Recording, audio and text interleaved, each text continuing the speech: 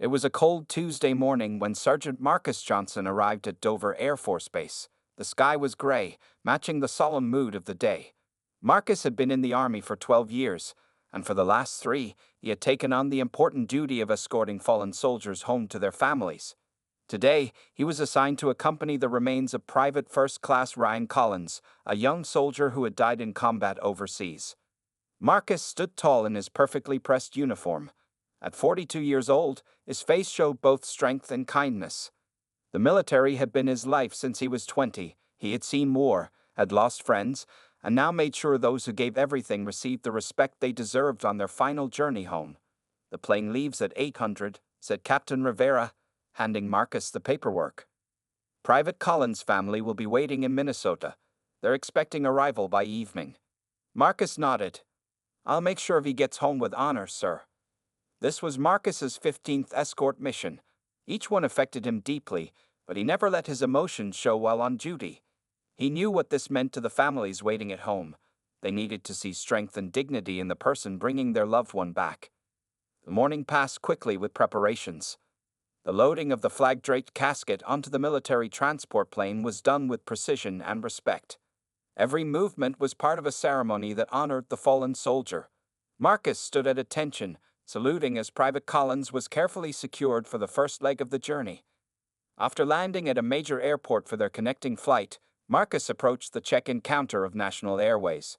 He was in full-dress uniform, his medals and ribbons telling the story of his service. In his hand, he held the special orders for transporting the remains of Private Collins. "Good afternoon," Marcus said to the airline employee. "I'm Sergeant Johnson escorting a fallen soldier. We need to arrange priority boarding and proper handling procedures for the casket." The young woman at the counter looked confused. She typed something into her computer and frowned. "I don't see any special instructions in the system. Let me get my supervisor." Marcus waited patiently. He was used to explaining the process to civilian airlines. Most were very respectful once they understood the situation. 5 minutes later, a man in his 50s wearing a manager's badge approached the counter. He looked at Marcus with suspicion. "There's a problem?" the supervisor asked, not looking at Marcus but at the employee. "This man says he's escorting a fallen soldier and needs special boarding," she explained. The supervisor turned to Marcus with a frown. "Can I see some identification and your orders?" Marcus calmly presented his military ID and the transfer documents. "I'm Sergeant Marcus Johnson, escorting the remains of Private First Class Ryan Collins back to his family. According to military protocol, the casket should be loaded with dignity, and I need to oversee the process." The supervisor barely glanced at the papers. "And you're in charge of this transfer? Just you?" Something in the man's tone made Marcus pause. He had done this many times before, but something felt different today. There was an edge to the supervisor's voice that seemed unnecessarily challenging. "Yes, sir. I am the official escort assigned by the United States Army," Marcus replied professionally. The supervisor crossed his arms. "That seems unusual. I think we need to verify this with someone else. Why don't you wait over there while I make some calls?" Other travelers nearby began to notice the exchange. An older couple looked concerned. A businessman stopped typing on his laptop and watched with interest. Marcus felt his heart beat faster, but his face remained calm. This was not about him. This was about Private Collins and the promise to bring him home with dignity. Marcus stood patiently near the counter, though he could feel eyes on him from all directions. The supervisor had walked away with his documents and was making a phone call, glancing back at Marcus every few seconds with clear suspicion.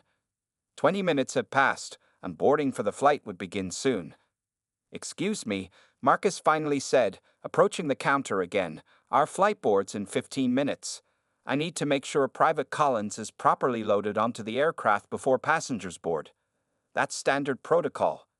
The supervisor held up his hand. "I'm still verifying your paperwork. Please wait." An older man in a worn veteran's cap who had been watching the scene unfold stepped forward. "Is there a problem here?" he asked, looking between Marcus and the airline supervisor. "No problem, sir," Marcus replied respectfully. "Just some paperwork verification." The veteran looked at Marcus's uniform and medals, then at the supervisor. "I was in Vietnam. I know what this man is doing. He's bringing one of our boys home. The supervisor frowned. Sir, this is airline business. Please step back. By now, a small crowd had gathered. Among them was Lisa Chen, a flight attendant who had been with the airline for 15 years. She had assisted with military transfers before and recognized what was happening. She quietly approached her colleague at the counter. Tom, that's a military escort. We have protocols for this, she whispered. The supervisor, Tom, shook his head. Something doesn't seem right. He doesn't look like the usual military escorts we get. Lisa's eyes widened slightly. What do you mean by that, Tom? Tom didn't answer but turned back to Marcus. We need additional verification. Maybe another military representative should be handling this. Marcus took a deep breath. He had faced discrimination before, but never while performing this sacred duty. Sir, I've been assigned this mission by the United States Army. My orders are clear. Private Collins died serving our country, and it's my responsibility to ensure he returns home with dignity. A woman in the crowd had taken out her phone and was recording the interaction. Others began to murmur. The tension in the air was growing thicker. I don't understand what the problem is, said the veteran, his voice rising. This man is a sergeant in the United States Army. Look at his uniform. Tom's face reddened. Sir, please step back or I'll call security. Just then, another airline employee rushed over with a printout. She whispered something to Tom, who looked increasingly uncomfortable. It was the official protocol for military escorts that he should have known. Is there a problem with my orders?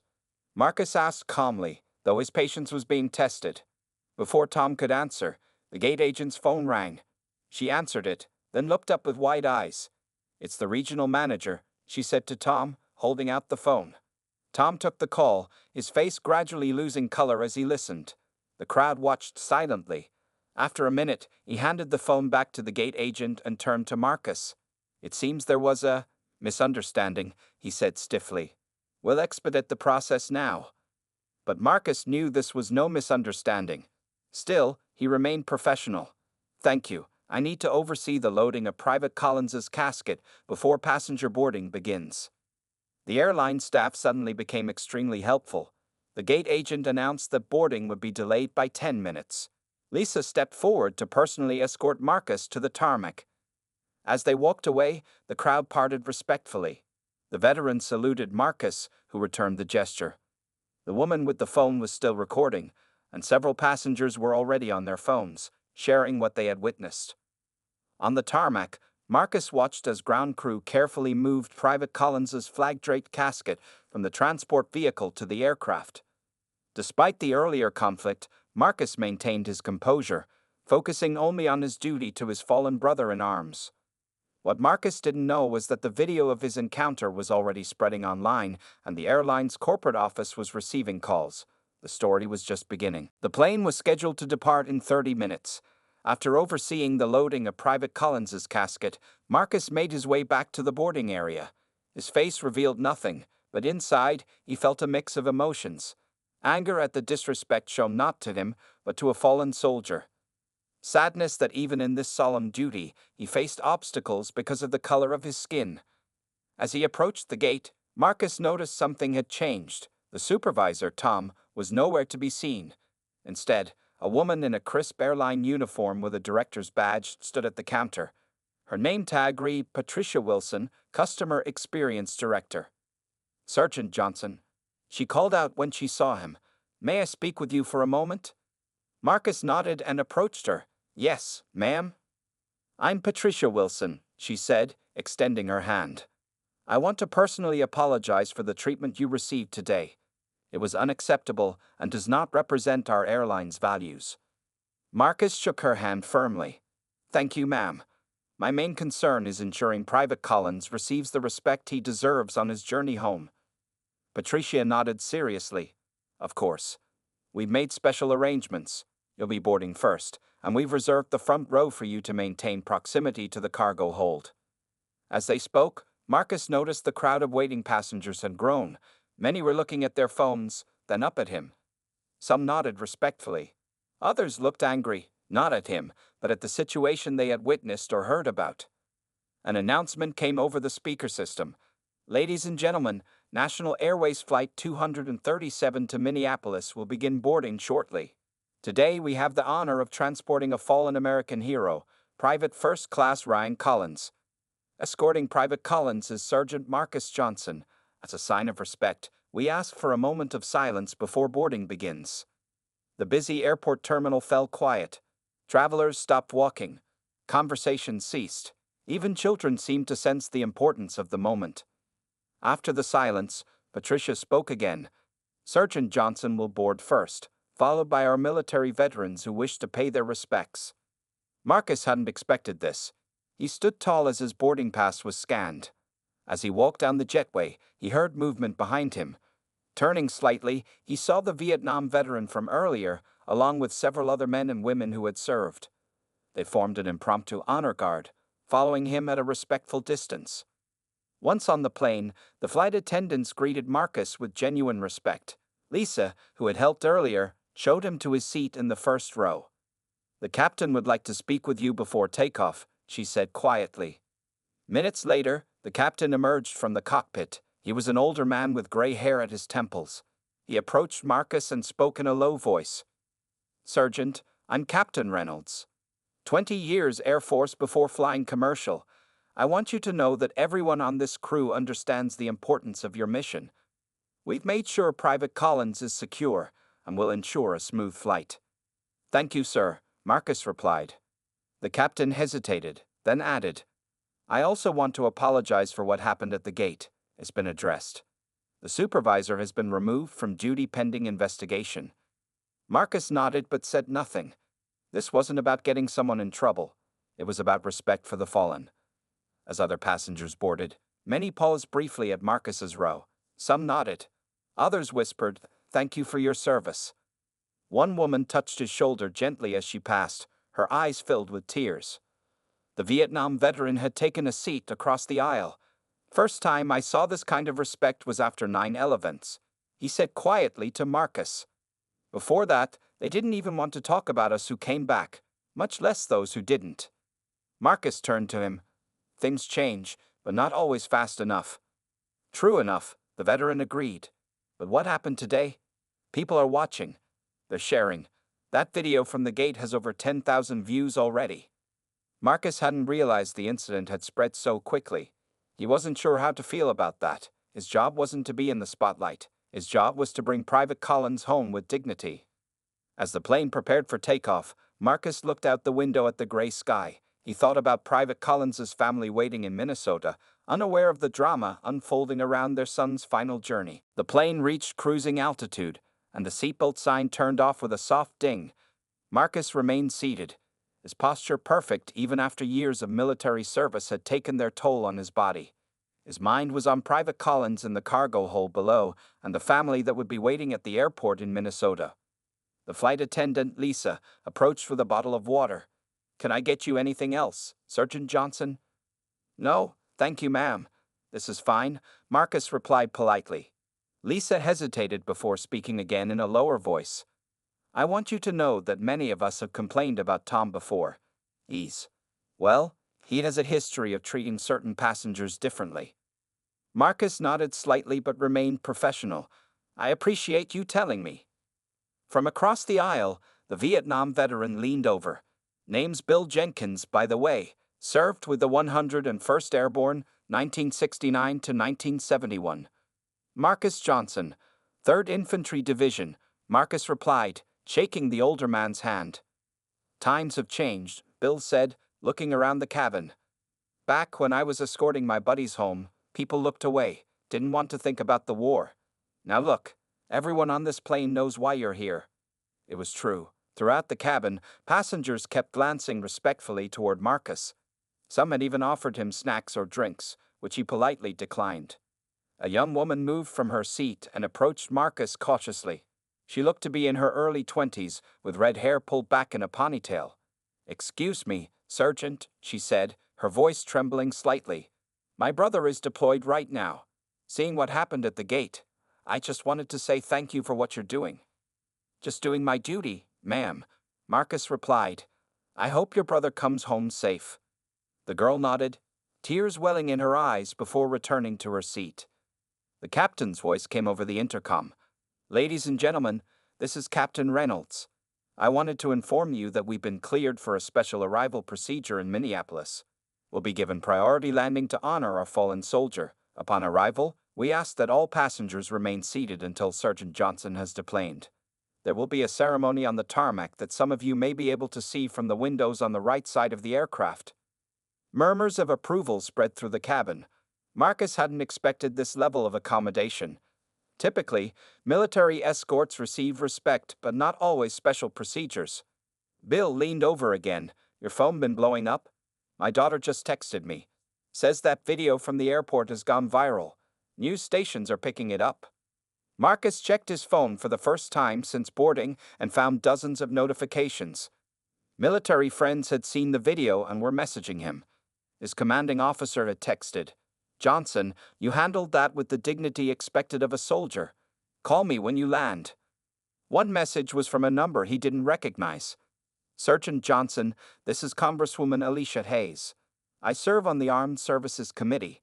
What happened today is unacceptable. Please call my office when you're able." Marcus put his phone away, feeling uncomfortable with the attention. This wasn't about him. It was about Private Collins and his sacrifice. Halfway through the flight, a flight attendant approached with a stack of napkins. "Sergeant, several passengers wanted to write notes of support. Is that okay with you?"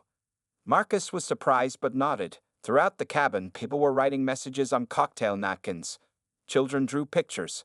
Veterans wrote their names and units. Others simply wrote "Thank you" or "God bless our troops." By the time they began their descent into Minneapolis, Marcus had a stack of more than 50 notes. One in particular caught his eye, a carefully drawn American flag with the words, "Private Collins, you're not forgotten. Your sacrifice matters to us all." Marcus carefully folded this note and placed it in his pocket. He would give it to Private Collins's family, along with all the others. Perhaps it would provide some small comfort to know that their son's journey home had touched so many strangers. As the plane descended through the clouds, Marcus prepared himself for the next phase of his mission, facing the family whose lives had been forever changed by war. The plane touched down smoothly in Minneapolis. As they taxied to the gate, Marcus could see through the window what he hadn't expected: an honor guard waiting on the tarmac. 6 soldiers in dress uniforms stood at attention near a transport vehicle. Behind them, airport staff and ground crew had formed a line, all standing respectfully with hands over hearts. "Ladies and gentlemen," the captain's voice came over the intercom. "As I mentioned earlier, we ask that you remain seated when we reach the gate. Sergeant Johnson will deplane first to participate in the arrival ceremony for Private Collins." The plane came to a stop. Marcus took a deep breath and stood up, straightening his uniform one last time. Lisa, the flight attendant, approached with tears in her eyes. "Sergeant, on behalf of everyone at National Airways who truly cares about our service members, thank you," she said quietly. Marcus nodded. "Thank you for your help today." The door opened, and Marcus walked out onto the jetway.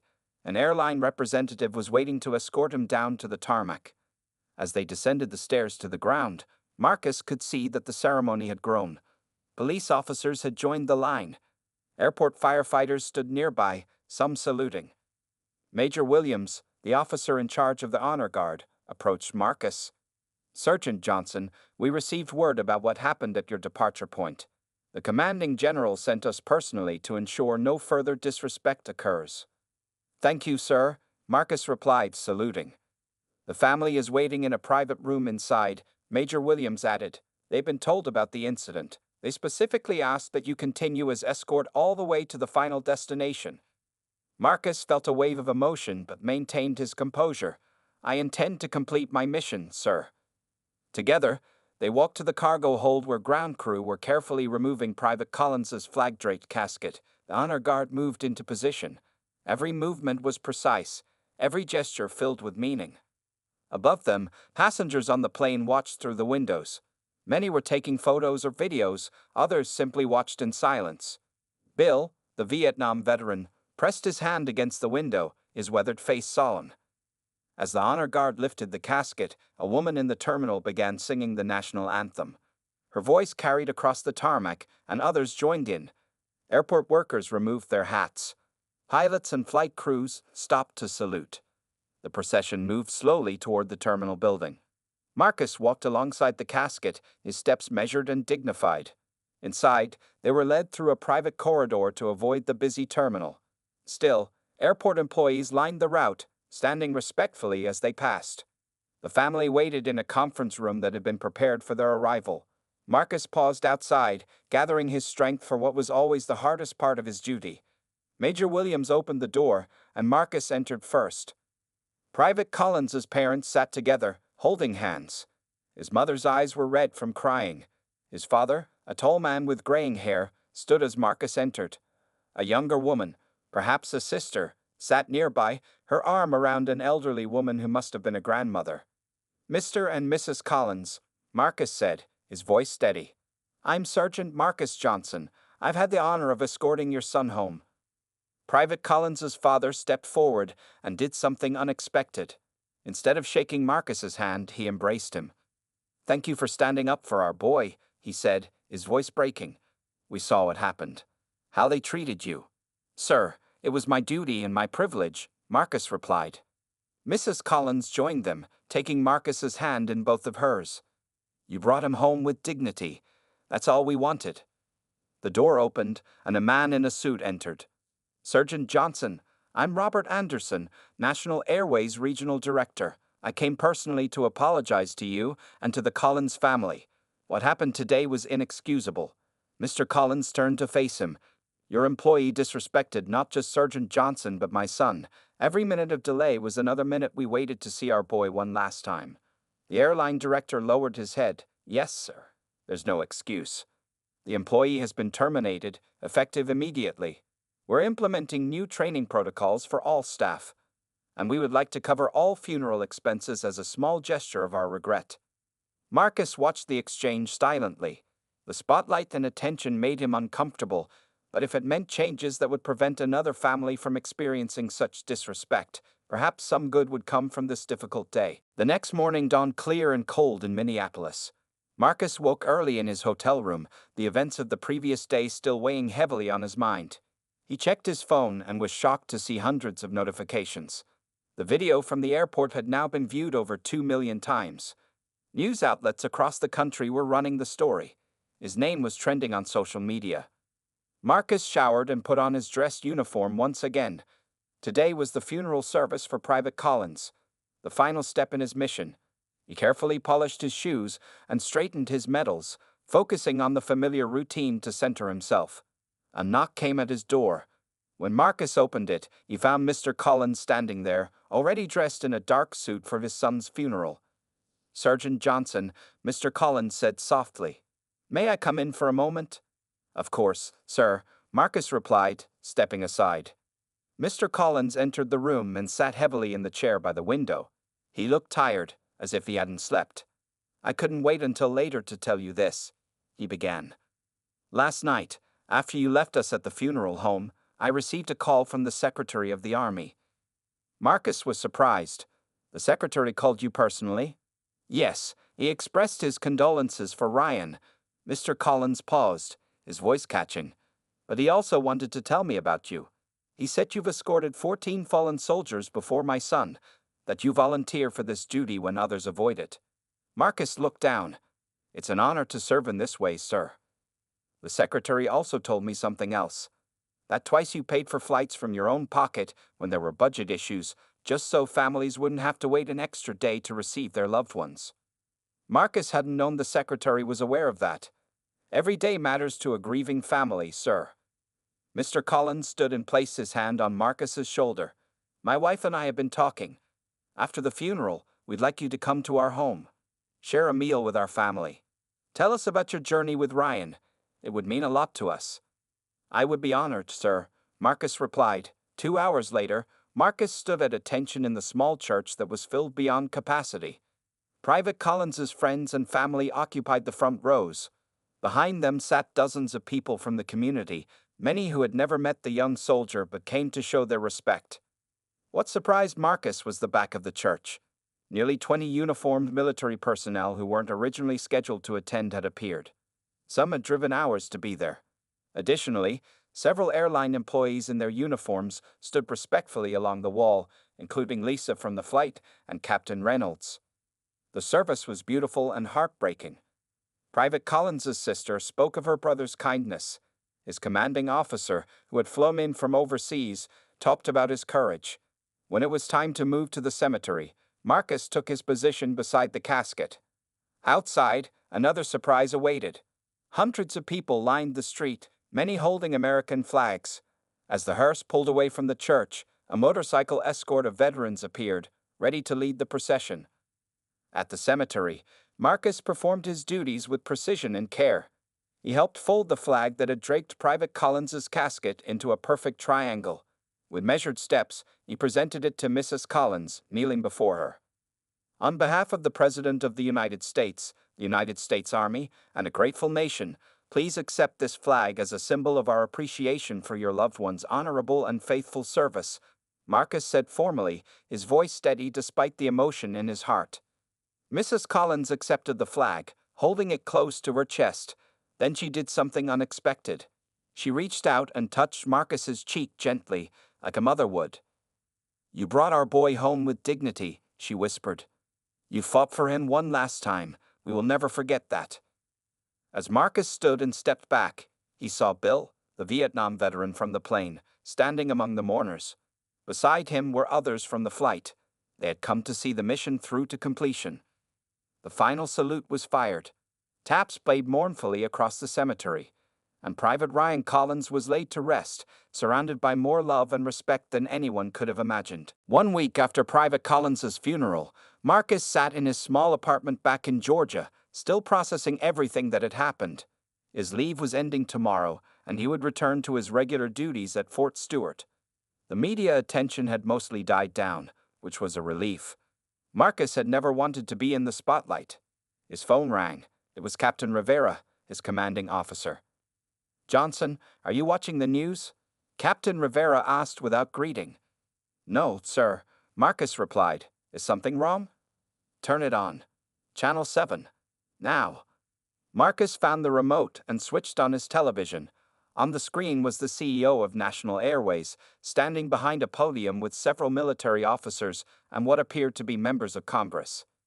"And that is why today, National Airways is proud to announce our new Dignity and Transfer program," the CEO was saying. "This comprehensive initiative will ensure that all fallen service members and their escorts receive the highest level of respect and accommodation on their journey home." Marcus sat down heavily on his couch, stunned. The CEO continued, "Every employee of National Airways will receive special training on military transfer protocols. We're also establishing dedicated support teams at major hubs to assist military escorts.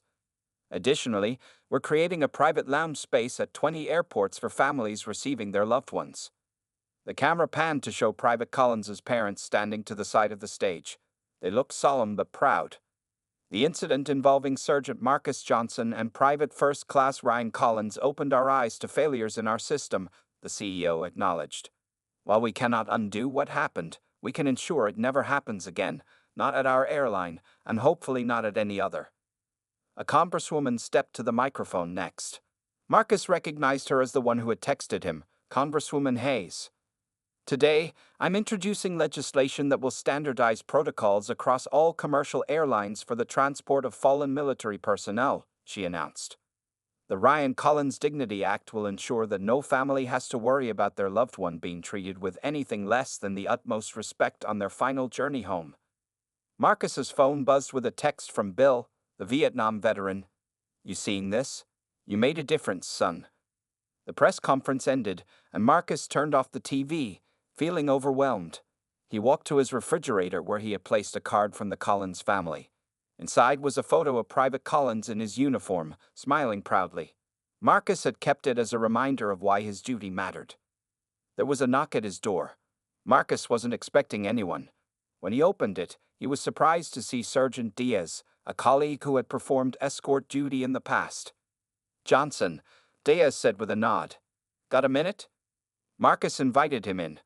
Diaz seemed uncomfortable, shifting his weight from one foot to another. "I saw what happened with you and that airline," Diaz finally said. Made me think about why I stopped volunteering for escort duty. It got too hard, you know. But watching you stand your ground like that, for one of our own. He paused. I put my name back on the volunteer list. That's good to hear, Marcus said simply. There's something else, Diaz continued. Word's getting around the base. More guys are volunteering. They're saying if you can face that kind of disrespect and still complete the mission with honor, they can step up too. After Diaz left, Marcus sat alone in his living room, reflecting on the unexpected ripple effects of that difficult day. His phone kept buzzing with messages from fellow soldiers, from veterans, from people he'd never met who had seen the video. One message caught his eye. It was from Lisa, the flight attendant. Thought you should know. 6 airlines have now announced new training programs for handling military transfers. You started something important. Marcus had never sought recognition or attention. He had simply been doing his duty as he understood it, honoring the sacrifice of a fellow soldier. But sometimes, standing firm in what's right creates changes beyond what anyone could imagine. As the sun set outside his window, Marcus carefully hung up his uniform for tomorrow's return to duty. Whatever came next, he would face it with the same quiet dignity that had carried him this far. 6 months had passed since the events that changed Marcus Johnson's life. On a warm summer morning, he stood at attention in the White House Rose Garden, trying to stay calm as he waited for the ceremony to begin. Never in his 18 years of military service had he imagined standing in this place. Behind him sat rows of distinguished guests. The Collins family occupied the front row, along with Bill Jenkins, the Vietnam veteran who had stood by Marcus on that fateful flight. Several rows back, Lisa and Captain Reynolds from National Airways watched proudly. Representatives from all branches of the military filled many seats, their dress uniforms adding color to the gathering. Attention, called out an officer, and everyone stood as the President of the United States walked to the podium. Today, we recognize not just extraordinary service, but extraordinary character, the President began. Sergeant First Class Marcus Johnson didn't seek attention or recognition. He sought only to fulfill his sacred duty with the dignity it deserved. Marcus kept his eyes forward, his expression professional despite the emotion he felt inside. What began as one man standing firm in his duty has transformed how our nation honors its fallen heroes, the President continued. The Ryan Collins Dignity Act, now law, ensures standardized, respectful treatment across all commercial transportation for our fallen service members. But laws alone cannot change hearts. It takes examples of courage and dignity, like the one Sergeant Johnson provided. The President gestured for Marcus to step forward. For meritorious service above and beyond the call of duty, for upholding the highest standards of the United States Army in the face of adversity, and for creating lasting positive change in how our nation honors its fallen, I am proud to present Sergeant First Class Marcus Johnson with the Soldier's Medal. Marcus stepped forward as the President placed the medal around his neck. They shook hands, and camera flashes filled the garden. After the ceremony, at a small reception inside the White House, Marcus found himself surrounded by people wanting to share their stories. Military families told him how the new protocols had made a difference during their own difficult times. Airline employees described improved training programs. Young soldiers expressed how his example had inspired them. Mrs. Collins approached, holding something in her hands. Marcus, she said warmly. They had grown close over the months, with Marcus visiting the family several times. We wanted you to have this. She handed him a framed photograph of Private Collins in his uniform, similar to the one Marcus kept in his apartment. But this one had been signed by the entire Collins family with a simple message: You brought dignity to our darkest hour. Thank you, ma'am, Marcus said, his voice thick with emotion. This means more than the medal. Later that evening, as the reception wound down, Marcus stepped outside for a moment of quiet. Bill Jenkins joined him. Quite a change from how they treated us coming home from Vietnam, the older veteran remarked. Marcus nodded. Things change, sometimes too slowly. But they do change, Bill said, especially when someone's willing to stand their ground. He looked at Marcus. You know what happened wasn't just about race, but it wasn't not about race either. I know, Marcus replied simply. When I got off that plane 6 months ago, I called my grandson, told him what I saw, know what he did. Enlisted the next week. Said if that's how today's military stands up for its own, he wanted to be part of it. Before Marcus could respond, his phone buzzed with a notification. It was from the Department of Defense official social media account. Today we honor SFC Marcus Johnson with the Soldier's Medal. His actions led to the Ryan Collins Dignity Act, ensuring all fallen service members return home with honor.